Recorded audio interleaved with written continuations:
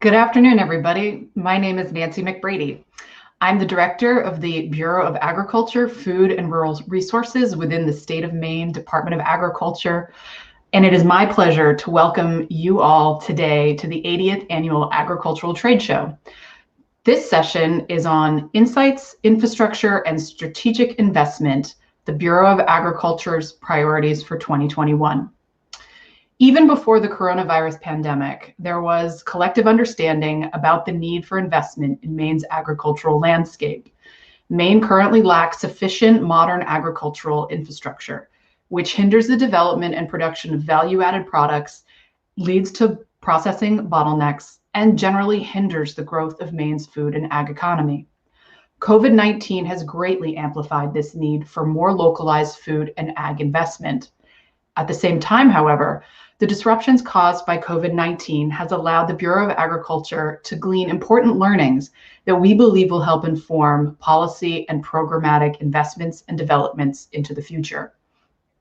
Today's presentation will focus on how the Bureau is prioritizing data collection and what the emerging lessons learned are from the department's recent 2020 CARES Act reimbursement grant programs, which are slated to disperse over $17 million in support to farm and food producers. This talk will also explore how the insights gained from emergency relief programming can inform future state initiatives. Today's presentation will be provided by Claire Eaton, the department's Director of Natural Resource Markets and Economic Investment. She joined the department in 2020. Prior to coming aboard, Claire was the Director of Investment Operations at the Maine Technology Institute, where she worked closely with staff and leadership to refine investment programming for startups and to administer state funding opportunities. Claire currently works with all bureaus within the Department of Agriculture, Conservation, and Forestry, providing strategic advisory and program development support, research and data coordination, and connectivity across economic development and industry organizations within the state. The session will conclude with an audience Q&A with both myself and Claire, so please do enter comments through whatever platform you're streaming right now, and we look forward to engaging with you later in the session. So Claire, I'm happy to pass the baton to you. Thanks very much. Great. Thanks so much, Director McBrady, for that introduction. And I'm really excited to be here. Thank you all for joining today. Hopefully it will be a really interesting discussion for everyone here. Before we get started, I just wanted to note that the Bureau of Agriculture, Food and Rural Resources is absolutely packed with hardworking people, and its focus is incredibly comprehensive. The priorities presented here today, they're only a subset of the efforts led by Director McBrady and staff at the Bureau. These topics that we'll cover are areas that I've been directly involved with in my role as Director of Natural Resource Markets and Economic Development. And so I joined the department in August of 2020, not all that long ago. I walked through the door, metaphorically, and they said, "What do you know about the Coronavirus Relief Fund?" You can bet I know a lot more now than I did back then. But for the past 5 months or so, federal funding program design, administration, and evaluation has really been front and center. And I'm excited to share some preliminary data with you from the CARES programs in this presentation. So Nancy did a nice job framing up the need for investment in agricultural infrastructure. Much of my work at the department so far has focused on understanding the different types of infrastructure needs across Maine's agricultural landscape, understanding the impacts of the pandemic, including the bottlenecks it exacerbated, and starting to build the case for strategic investment in some of these areas. All in the hopes of creating a more resilient food and agriculture system. And so in this presentation, you will hear a bit about the efforts that are underway at the Bureau to accumulate information that can be leveraged for decision-making, both at the state level and beyond, including any future funding opportunities that might materialize. And so with that, I hope you'll grab a cup of coffee, grab your lunch, settle in, and we'll move to the presentation. Please do remember to jot down some questions for the Q&A when we wrap. So if you could pull up the slides, great. Thank you. So today we're really going to be talking about insights, infrastructure, and investment. And so just to give you an idea of where we're going, first we'll talk a bit about the Bureau's data collection priorities for 2020 and 2021. We'll talk a bit about the case for data-driven strategic state investment. I'll share a bit about a specific case for infrastructure investment. And then we'll go through the lessons learned from the department's CARES Act programming from 2020, as well as some preliminary data from those programs. Next slide, please. Great, thank you. And so we at the department understand that data matters, and we need to do more as an agency to collect and disseminate timely, relevant information that's useful for a broad variety of agricultural stakeholders. Next slide, please. The data priorities presented here reflect some of the Bureau's efforts to improve data collection and curation practices. So some of the priority topics for 2020 and 2021 include the following. We're hoping to identify the different types of impacts from the pandemic on the agricultural community. Of course, we have some understanding of the impacts of COVID from the past year, but we also understand that those impacts will continue into 2021, and they may take a slightly different face than those we experienced last year. We're hoping to develop more consistent reporting on Maine's agricultural markets. And this extends beyond emergency or disaster conditions into sort of the more future-oriented look at Maine's agricultural markets. And I'll talk a bit more about the different efforts within this area in a couple of slides. We're hoping to gauge infrastructure needs and related opportunities for investment or development. We're also hoping to understand how Bureau programs are working for stakeholders, or if there are opportunities for improvement that we can identify or work on in 2021. The slide you're seeing right now is just a representation of what we've characterized as the Maine agricultural community knowledge network. And this is just an attempt to emphasize how many different roles, institutions, contributors there are within the realm of agricultural information, data, and understanding.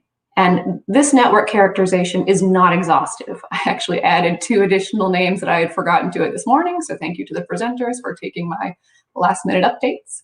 But the point is there are many players that regularly contribute insights, advisory, and guidance to the department. There is always an opportunity to expand collaborative efforts, and we are very appreciative of all of the contributions and engagement that we have access to from the department standpoint. Okay, so there's a few different ways that the department collects information or data relative to the agricultural sector. The first way is through relatively informal collection methods, which we're calling community engagement. This is the level of engagement that we maintain routinely, day to day, week to week, with farmers, businesses, processors, value-added businesses. They're the conversations we have about needs, about challenges and barriers and opportunities and resources. This is really the sort of consistent touch point framework we keep to keep a pulse on how things are going in the sector. We also talk about emergency market disruptions and emergency relief needs, and this could be specific to the pandemic, or it could be different types of emergencies like the drought we experienced in 2020. We keep in touch with the community through program-related feedback for folks that take advantage of loan programs, grant programs, or use technical assistant opportunities. This all gives us an opportunity to stay connected from a programmatic standpoint. We also gather data through field work. Granted, this has been a little bit limited based on the pandemic conditions from 2020. And even in my short time in this position, I've managed to get out on some farm visits and also a visit to Aroostook County that was so helpful in terms of really understanding the nuances within some of these markets and within some of these product categories. So field work and direct connection with agricultural stakeholders remains a really important means of soliciting feedback and getting information. The other method is formal data collection. So this refers to more structured studies or research projects that we engage with along with collaborative partners. So here we're talking about cooperative, stakeholder-driven research projects, and there's two examples I wanted to share with you that we're currently working on with the University of Maine School of Economics. We're working on a short-term economic impact assessment, and that is a quick turnaround study that attempts to model out the economic impact of a couple different types of investments, theoretical investments, in agricultural and food processing. And the intent there is to just develop some cases or some examples that are quantitatively assessed, so that when conversations either at the legislature or within the department or in other arenas, when those conversations come up, we have some nice economic data that we can share to help support the case for support in that area. We're also working on a long-term project with the university that is hoping to develop a baseline of agricultural market data across a select number of agricultural product categories. And the intent here is to build a research program that delivers more up-to-date, consistently provided information on agricultural markets that can be used either in addition to, as or a supplement to, or an extension of other recurring data deliverables such as the Census of Agriculture. And we're hoping that type of long-term agricultural market reporting program, it lives beyond 2021 and into the future to continue to be a resource for agricultural stakeholders. And again, these projects are still in development. We've been working closely not only with department staff and university faculty, but also with folks in the field, growers, processors, value-added business owners, trying to determine the types of data that will be most helpful for the folks that will need to use it. Now, before we move into the investment piece, I just wanted to make a quick note on dissemination. It's really the goal of the Bureau to continue to populate the department website with relevant resources and information, not just these market reports. There's quite a lot of information available via the State of Maine DACF website, and I know that staff recently put some work into improving the way existing information is organized so it's more accessible for folks. So just a little plug and reminder that is a useful repository. Okay, so the data collected, it really helps us build the case for strategic state investment. And I want to talk about one area that represents a potential opportunity for investment based on feedback and signals we've gotten from the agriculture community over the last year or so. Next slide, please. Great, thank you. So, one area that has really surfaced over the past year as a clear opportunity for investment in the state of Maine is agriculture and food infrastructure. No surprises here, you saw the title of the presentation. But the feedback we got from the community really indicated a major need for targeted investment in processing infrastructure. We knew that the need for infrastructure existed prior to the pandemic, but the market disruptions and the supply chain upsets that COVID caused really supercharged this need for infrastructure. At the same time, we were seeing efforts at the state and federal level to pursue financial support for processors. So one example might be the small processor support bill that we saw come up at the federal level this past year. We also saw the Governor's Economic Recovery Committee report come out, and in that report, there was some foundational guidance that urged Maine to identify opportunities and funding for food processing infrastructure. So you can see here the case is beginning to solidify, and we're beginning to get more and more sort of cues from the state of Maine, from the community, that this is an area that we should think about supporting, that we should think about developing. And I'd like to share with you just one case study from a specific agricultural sector about how these infrastructure needs come to be. So the infrastructure case study I want to share with you is relative to meat processing in the state of Maine. So many folks that are watching are probably aware that since the pandemic started, Maine meat processors have been absolutely overwhelmed by demand surges at both custom and inspected operation. We heard from folks that were not only 100% booked for 2021, back when we spoke to them in fall of 2020, some of them were also booked out until 2022. And that capacity was forcing them to turn down additional business. And that represents a significant opportunity loss when that business is turned down. Some of the processors we spoke with said that they could do up to 50% more business per year if they had sufficient space and sufficient processing infrastructure. That's a lot more business. We also understand there's an immediate need for custom expansion and also a need for more inspected slaughterhouses. We heard that many of the small custom operations, they're relying on old or perhaps outdated equipment and infrastructure in many cases, and sometimes they're not in a position to become inspected without significant investment to try and elevate the level of their infrastructure. On top of this, we also heard that labor shortages were exacerbating these production challenges, and there was real concern among processors about employee burnout. So facility expansion would not only allow the space to hire additional workers to manage those higher volumes and that higher demand, but it was also create a safer facility configuration from a public health standpoint. So there were all these sort of market-related factors, there are public health factors, and there's this demand surge. And this is not an uncommon sort of formula that we're seeing across different sectors. Meat is just one example here. But the point is to illustrate how, even in response to this surging demand, many processors were struggling from an infrastructure standpoint to not necessarily pivot, but accommodate these higher volumes. So here's the part probably folks have been waiting to hear a bit about. So we knew that infrastructure presented an investment opportunity. We knew that 2020 was profoundly difficult for farmers, growers, processors, value-added business, all parts of the supply chain, right up until food, retail, and restaurants and whatnot. And we had some understanding of the extent of this need, but the CARES Act experience really helped us gain some additional insights. And so the CARES programming presented an opportunity for the state to directly invest federal dollars into the agricultural and food economy.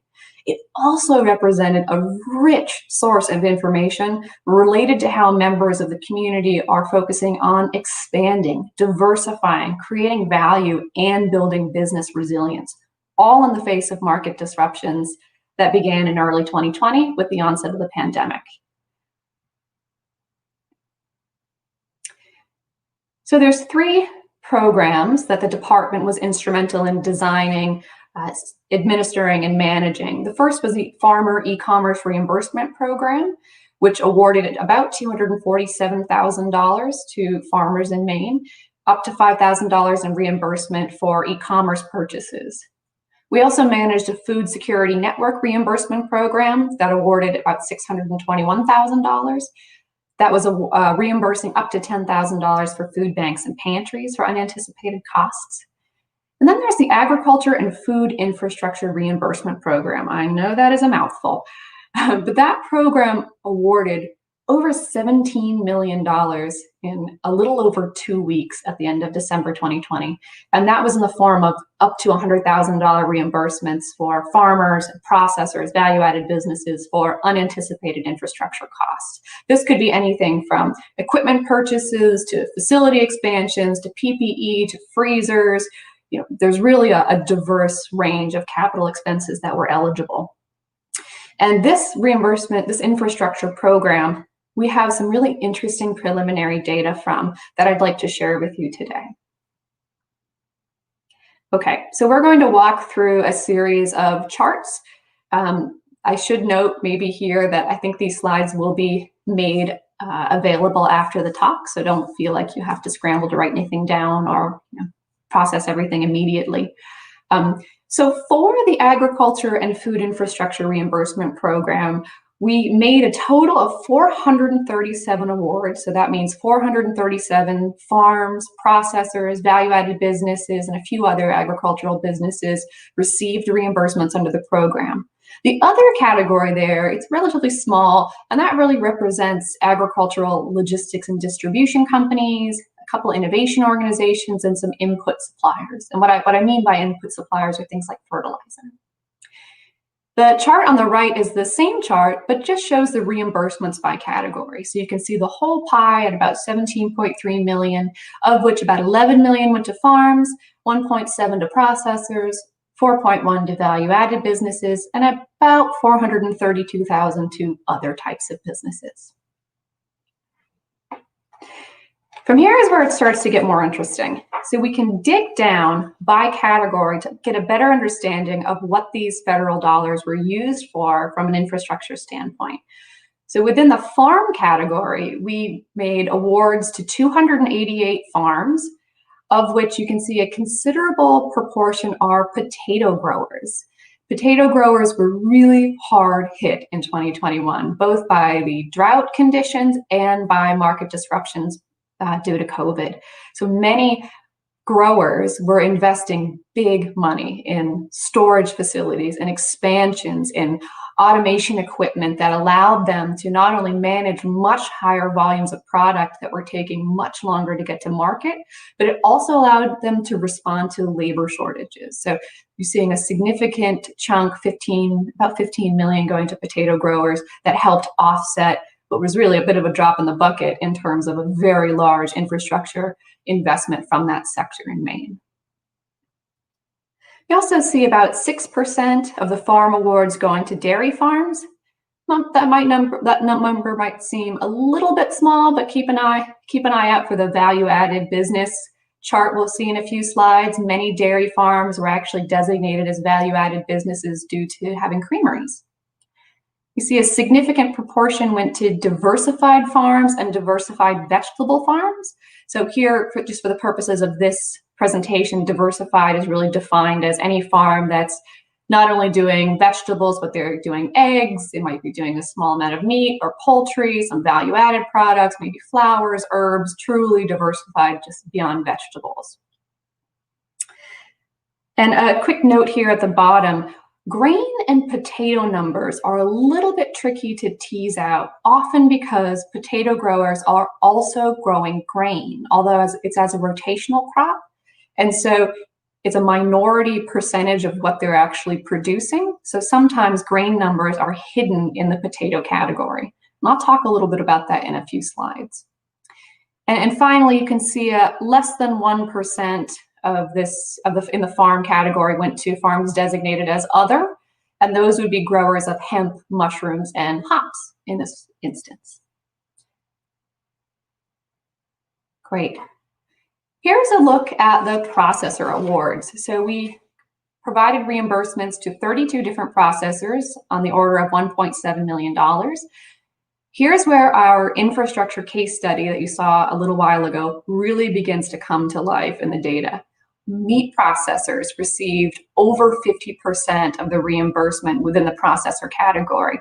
And this was really in response to processors that were actively trying to manage those demand surges and expanding production capacity in 2020 to be able to manage the higher volumes.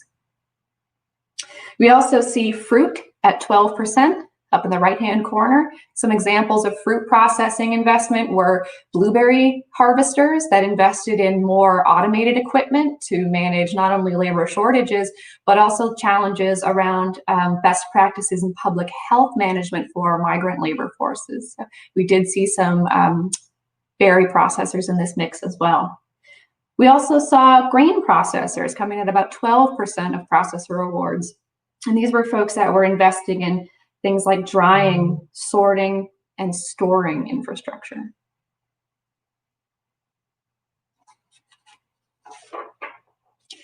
And here's the value add awards by category. This is interesting. There were 106 value-added businesses that were reimbursed at about $4.1 million. Now, we see a big chunk of this pie is brewing, money that went to breweries. Often, these were breweries that were pivoting from a significant decrease in things like tap room sales and draft sales, and they were investing in pretty major canning lines. And one of the reasons that I think this brewery relief chunk of the pie is really important is because of its implications for the main grain industry. Many folks that are watching probably know that there's a very close relationship between Maine grain growers and many Maine brewers. And oftentimes, large portions of Maine grain crops are committed to Maine breweries, and it's a very, I think, tight-knit relationship between these two communities. In addition to brewing, we also see a relatively large 24% cut of this pie that is designated as an other category.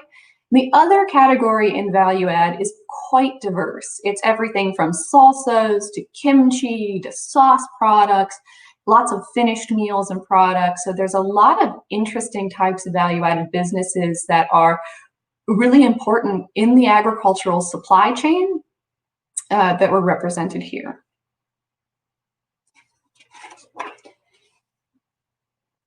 Here's one final way to think about this data. You saw pie charts that were differentiated by categories like farm, processor, and value added. But this little snapshot gives us an idea of select sector totals. So if we look at all dairy farms, processors, and value added businesses that were represented in the CARES applicant pool, it actually represents 37 different awards and over $1 million in investment.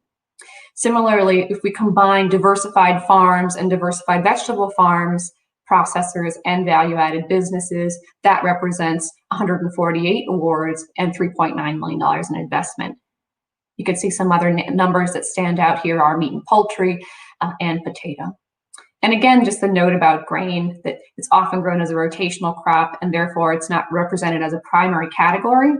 So in effect, many potato growers are also grain growers, but they're listed here as potato. It's possible we might be able to mine this data a little bit more to understand some of the nuances in the grain industry, and we look forward to having those conversations. So where did these federal funding dollars go? Where was farmer or processor investment directed? And here's just a few examples of how folks leveraged the CARES Act funding to reimburse costs that were incurred in 2020. Some folks invested in increased automation in response to labor shortages. This could be robotic packaging, it could be cleaning equipment, it could be sorting or planting equipment. Some people invested in increased animal holding and feed to accommodate bigger herds that were around longer due to longer holding times and processing backlogs. Folks invested in increasing facility capacity so they could accommodate that higher demand, increase their production levels, and manage higher stock volumes. Many folks used CARES money to help cover the costs of a pivot from retail and wholesale models.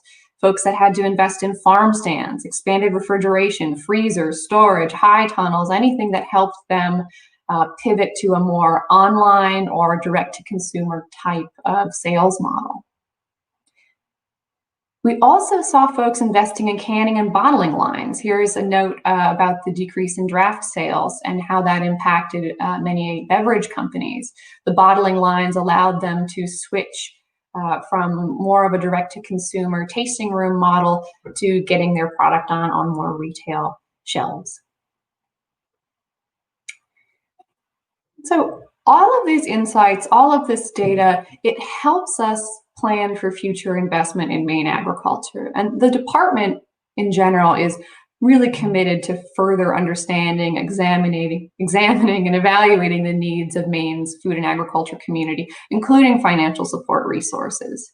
There's certainly an opportunity to further mine the CARES program data and to use it to inform our understanding of agricultural infrastructure development opportunities. There's also an opportunity to explore innovation in agriculture and food processing. COVID brought many, many challenges, but it also drove some really inspiring creativity among producers and processors. There was some really, really smart problem solving that we saw illustrated in some of the stories from 2020. And of course, all of these insights, whether it's from informal stakeholder engagement, formal studies, administering programs like the CARES Act funding, everything we learn from these experiences helps inform state policy, and it helps us kind of really root our understanding of needs in the Maine agricultural landscape to feedback direct from the folks that are working in it.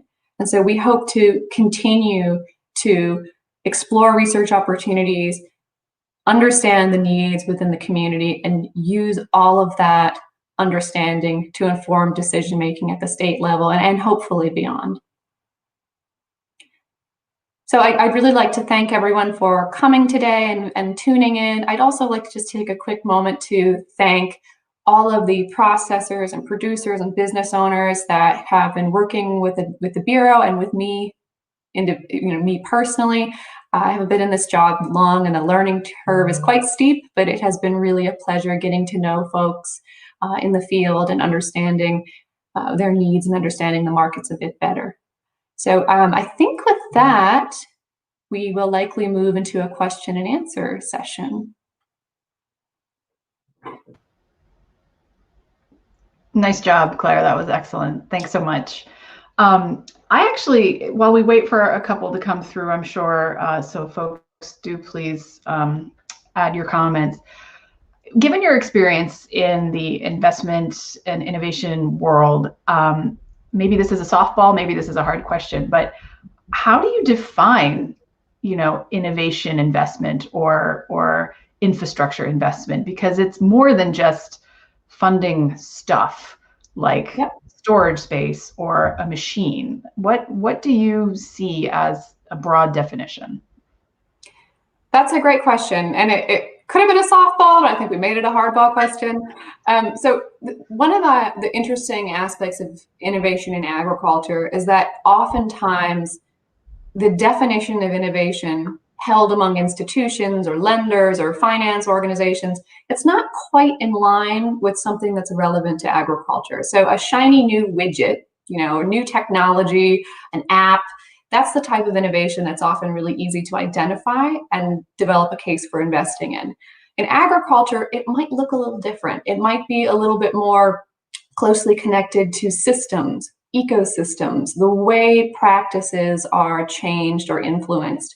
Innovation in agriculture seems to be really community driven, which is, I think, really interesting. So I'm not sure I have a definition, but I do think that the approach to understanding innovation and also to investing in innovation in agriculture, it does require a little bit more of a nuanced look at not only the direction that markets and growers are moving in the state, but also the gaps that they're facing right now from an operations standpoint. So we've seen some interesting examples of kind of what we'll call traditional innovation, so different innovation in the way products are grown or stored or shipped or processed. But I also think there's this sort of ecosystem level innovation that we need to think about, whether that's around sustainability, best practices, or equity in many cases. And perhaps also there's a little bit of a continuum too, right? So there's the product that is being made, and then it's who then utilizes them to their best value and potential. So, we think about our friends over in the Tastemaker program, for instance. Mm-hmm. These are people who are making products, oftentimes with Maine inputs. And it's that ecosystem that allows those entrepreneurs to really succeed, thereby closing that loop or continuing the loop of we have Maine produced goods that are then value added, that are part of a successful company, that are then sold, and people are hopefully profitable because of that. So, when we think about investing in Maine agricultural community, it's very broad, it's very deep, and we need to give thought to all of those points along that continuum. Absolutely. Yeah, I think that one of the great things about agriculture in general and agriculture in Maine is that sort of close-knit community model that you're talking about, Nancy. So you can think of it maybe less as a continuum and more of a circle, right? Where many of the inputs and many of the supply chain linkages that support a company that may or may not be innovating, if that innovation takes off, is funded, or is otherwise helpful and within the market, it all goes back to support the different parts of the supply chain that support that innovator as well. So it is very highly connected, and therefore, the case for investment has a lot of indirect benefits that are often seen as being really valuable. Yep, Absolutely. We've got a couple of questions that came in.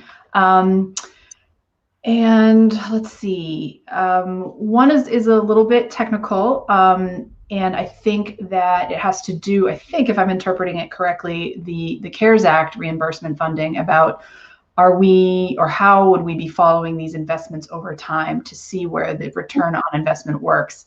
I think both of us could potentially answer that. And I think maybe if we broaden our answer on the importance of that type of tracking generally and ensuring that state investment is tracked so that that return on investment can be reviewed and understood, and how critical that is in any venture that we do in the future. Yeah, I think I can weigh in quickly about maybe the relevance to federal funding tracking and CARES Act investment. And I want to be clear that CARES Act funding, it's really seen as assistance, it's relief funding. And so you wouldn't necessarily anticipate the same sort of return on investment that you might for a more traditional vehicle or approach. Really, this money was meant to cover unanticipated costs. It was meant to kind of like put some salve on the wound from COVID. And so I think the way that that is measured or tracked in the future might be a little different than how you might track a traditional investment. That said, there is a lot of sort of state level responsibility and federal responsibility for auditing federal funding and where it goes. So to that, sort of from that perspective, there's quite a lot of tracking that goes on. But in terms of understanding the impact of infrastructure projects that were reimbursed, I think that's something we would have to think about a little bit more creatively from a CARES Act standpoint. Thanks, Claire. I would also mention that one current program that we have within the Bureau is our Ag Development Grant that's offered almost annually. Every once in a while, we don't offer it, but regardless, there are reporting requirements that we do have the recipients of those grants handle on an annual basis, and then a final report is due when they have fully exhausted their funding through that. So we do have insights into that very popular grant program, for instance, and as to how it is being impactful by the grantees. Here's an interesting one. How do we think about infrastructure as a tool to provide market flexibility and responsiveness? I'm going to hand that one to you, Claire. Well, that's a great question. So I think I'm going to tackle this in two parts: flexibility and responsiveness. So infrastructure investment, from a flexibility standpoint, one of the great things about trying to creatively think about processing investment is the opportunity for it to be multifunctional, to be valuable across a lot of different scales of businesses, scales of processors, different product categories. And it sometimes, I almost hate to use this jargony word, but sometimes it allows us to see some synergies float to the surface, to understand how different product categories can maybe leverage the same types of infrastructure, but for slightly different uses. I think that there is sort of literal flexibility from that standpoint. I think it also allows individual processing or infrastructure reliant businesses to make important decisions about their business models, whether or not they want to process products themselves or outsource it. And that could have really important implications for not only bottom line, but also the facility organization, everything from a physical standpoint. In terms of responsiveness, I process that as resilience, but it's responsiveness. I'm going to go ahead and combine resilience and responsiveness, take a little creative license here. But I think part of the value of having modern, capable infrastructure for food processing in Maine allows us to kind of eliminate some of the risk in the supply chain that would occur from having to ship products out of state. And many times, we've heard many stories about processing bottlenecks or challenges, both related to COVID and outside of pandemic conditions that have led to folks losing contracts, losing processing support, so that they are left in sort of a jam in terms of trying to complete those final steps before a product is ready to make it to market. And so having that type of infrastructure in the state of Maine, it makes that process more accessible. And it also sort of by default reinforces the stability of the food system and the supply chain in the state. So I'll leave it there. Hopefully I halfway answered that question. I think you did. One question we got is, how realistic is agricultural investment in Maine, given the pandemic's impact on the state budget? And that's a good question to ask. We're staying positive. I know that we learn more and more about the state of the budget moving forward. The legislature is going to be looking very closely at the governor's budget and setting the biennial budget. And we're going to need to be realistic as well. We will certainly be advocating about the need for agricultural investment, and the case, I think, is quite strong for that. But this may be a long-term strategy too. We understand that there's a lot of need within the state all across the board. And so as long as we continue to make sure that those policymakers and others understand the need and the effect, the anticipated impact of smart, thoughtful investment in Maine agriculture, then we're doing good work. And we certainly will work with anyone who's willing to listen at the legislature, and but also understand that this might take a little bit of time. We also don't know whether or not there will be additional CARES Act funding coming down the road. That depends on what happens at a federal level. We would certainly stand ready to do all that we could with funds if they became available. So we're just going to remain open to the opportunities as they present themselves. But we do know that right now is tough. The full impacts on the state budget are not yet known. So we just have to keep doing what we're doing, lay the groundwork, make the case, and be ready to act if and when such opportunities for funding do materialize. Yeah, and I think just to add to that, Nancy, I would say that the information we gathered through the CARES Act program for infrastructure, if we understood that there was a need for infrastructure before, it has been evidenced very well by the COVID dynamics and just by the size of the infrastructure pool through the CARES program. So we were able to mobilize almost $18 million in 2 weeks for infrastructure. The need is there, and I think that is, we have a stronger case for that than we did before because of the CARES programs. And it actually, in a way, it sort of not rushed us, but it expedited our information gathering practices in a way that we'll hopefully be able to leverage in 2021.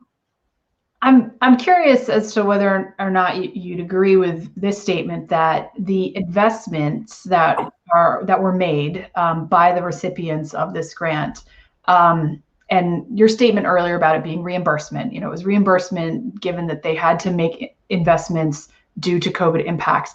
But those investments, regardless of COVID, are impactful, right? I mean, it's in all likelihood, many of the things that they did needed to be done anyway.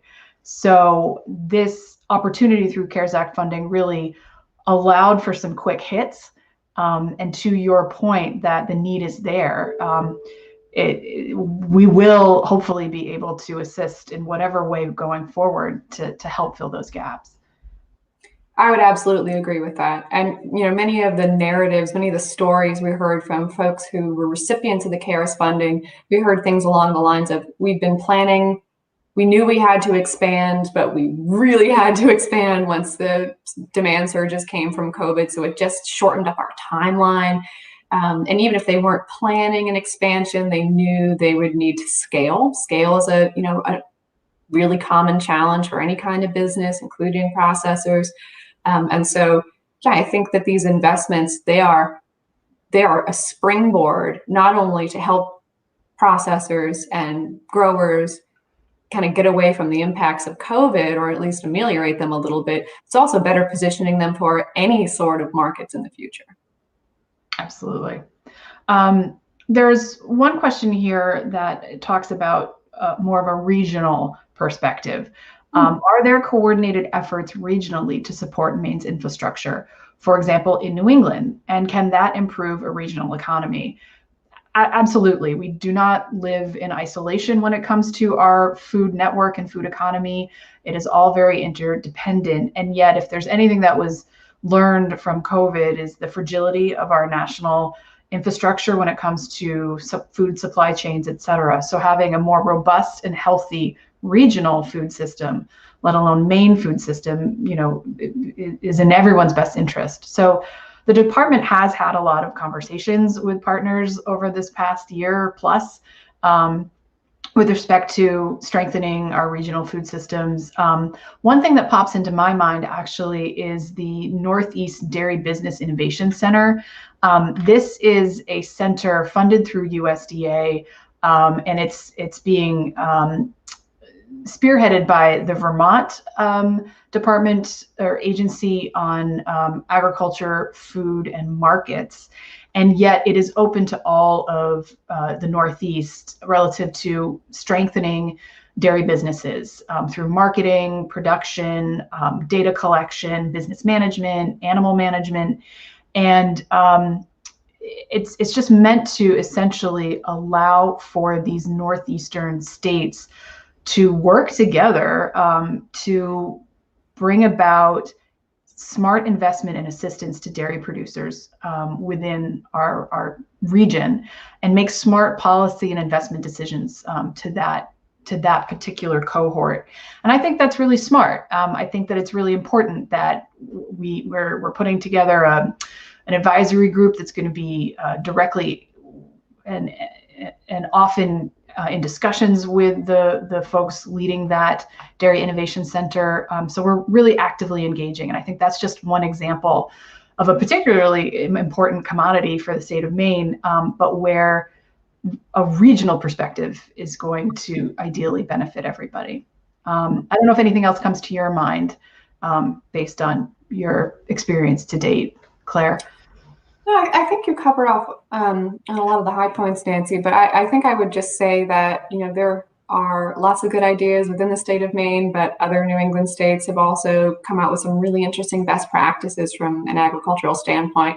And I know folks at the Bureau, folks at the department are very aware and, kind of proactively looking to other states to, learn from their experiences and see what might be useful or perhaps parallel to efforts in Maine, keeping in mind that Maine is pretty geographically distinct from other New England states. We're pretty big. But I do think there's a lot of opportunity for information sharing. So rising tide rises all ships, raises all ships, something. Well, I have not seen any additional comments come in the stream. So it's, I think, our last chance, everybody. If there's anything that anyone wants to post right now, please come at it. I would just add, Claire mentioned earlier in her conversation about how the department does try to be a resource for agricultural information, statistics, et cetera. So that is something that we're striving to improve. We want to be a resource, have baseline information and data on an ongoing and updated basis about all things agriculture. And if there are things that folks would like to see that they're not seeing or curious about whether or not we're going to add it, we certainly invite feedback and any suggestions for improvement.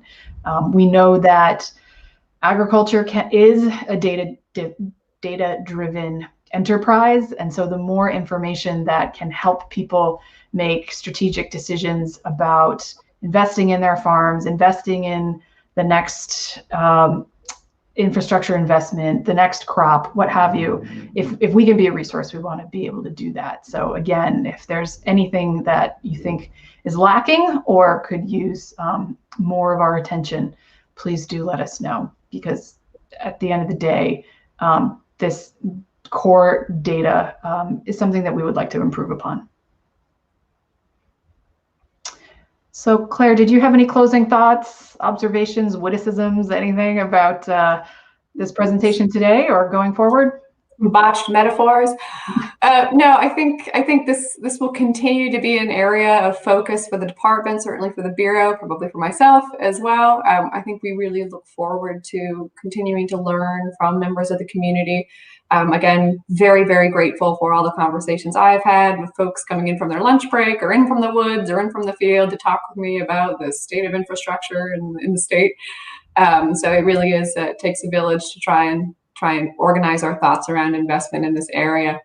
And I think I would also say if there are any follow-up questions from today's talk, part of my job is managing those types of questions on a daily basis. So I'm happy to chat with anybody about questions related to CARES Act or data collection in the future. Don't hesitate to reach out. Great, terrific. Well, thank you everybody for taking the time to check in with us. And we invite you to look at the rest of the agenda, see what else is out there on the slate for the remainder of the Ag Trade Show. There's a lot of great events and speakers, et cetera, going on for the remainder of the week, all through midday Saturday. Thank you for taking the time to join us, and we'll see you next time.